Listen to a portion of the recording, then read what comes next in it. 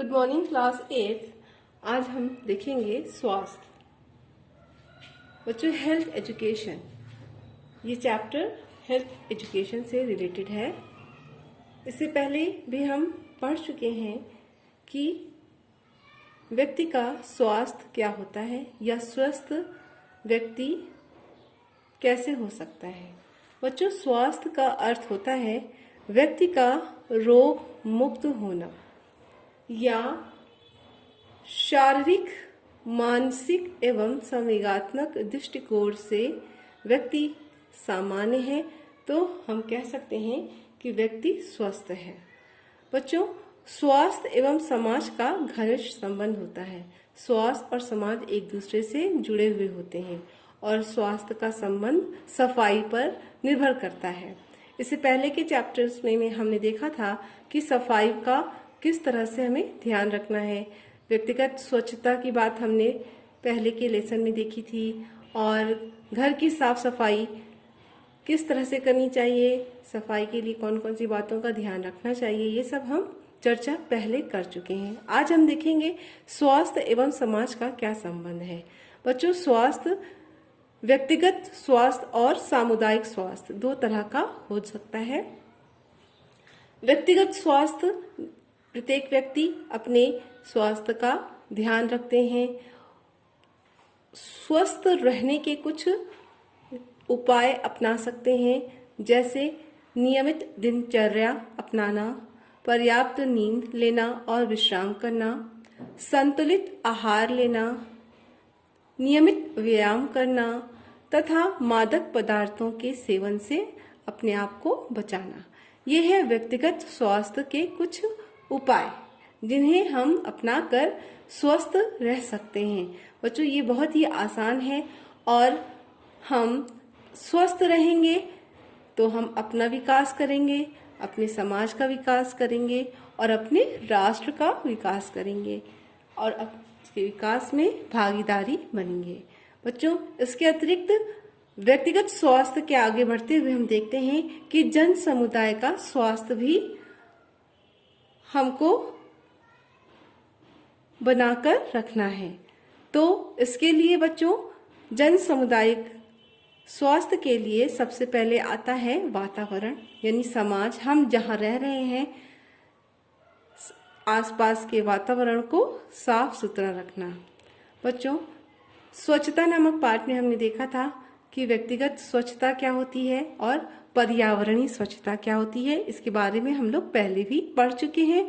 ये आप सबको पता ही होगा कि वातावरण की स्वच्छता के लिए हमें इधर उधर नहीं थूकना है, कूड़ा कूड़ेदान में डालना है इत्यादि। वैसे जन समुदाय के स्वास्थ्य के लिए कुछ उपाय हम अपना सकते हैं, जैसे समय समय पर टीके लगवाना, संक्रामक रोगों से बचना।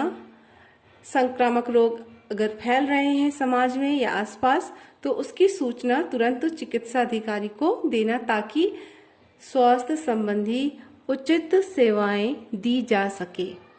बच्चों, आज का जो माहौल चल रहा है वो कोविड-19 का है और संक्रामक रोग से बचने के लिए सबसे कहा जा रहा है कि साफ सफाई का ध्यान रखिए, हाथों को साफ सुथरे से 2 मिनट तक कायदे से साबुन लगा के हाथ मुंह धो के अगर आप बाहर जा रहे हैं तो घर में लौटने के बाद हाथ पैर मुंह अच्छे से धोइए, फिर घर में दाखिल होइए। तो ये भी एक स्वस्थ रहने का तरीका है।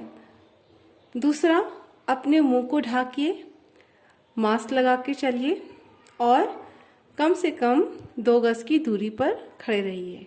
यदि किसी व्यक्ति को संक्रामक रोग है तो उससे दूसरा भी प्रभावी ना हो जाए। इधर उधर मत थूकिए। बच्चों, सरकार ने तो मास्क जरूरी कर दिया है और इधर उधर थूकने वालों पर अब जुर्माना भी लगाया जा रहा है। तो ये सब है जन सामुदायिक स्वास्थ्य से संबंधित बातें। इसके अतिरिक्त गंदे पानी को इकट्ठा नहीं करना है। यदि कहीं गंदे पानी का जमाव है तो उसे तुरंत साफ कर देना चाहिए, अन्यथा वहाँ पे मच्छर पनप सकते हैं या गंदगी होने से संक्रामक रोगों से लिप्त हो सकता है व्यक्ति।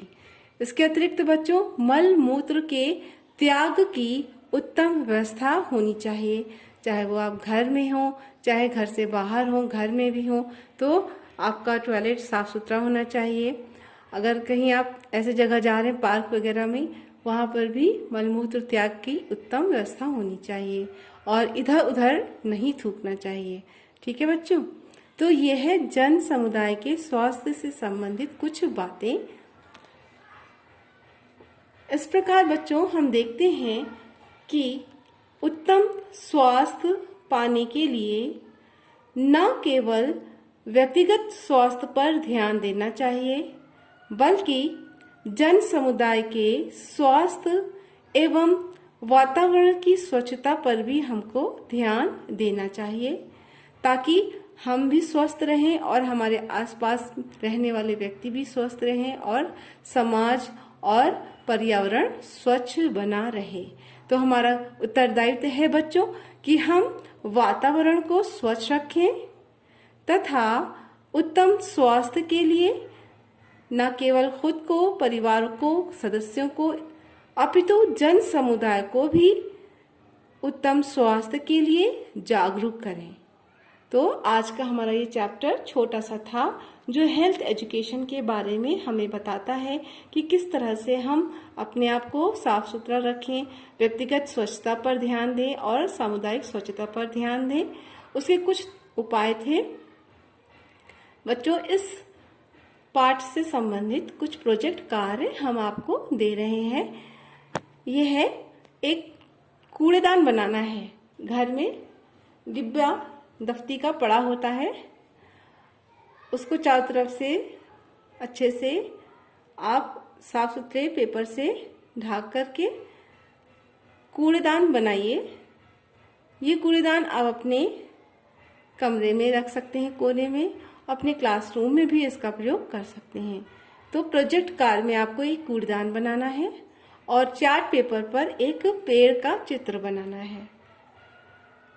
ठीक है बच्चों, अब मानसून शुरू हो गया है, चारों तरफ हरियाली दिख रही है, तो पेड़ों का क्या महत्व है हमारे जीवन में, उस पर आप 5 लाइन भी लिखिएगा।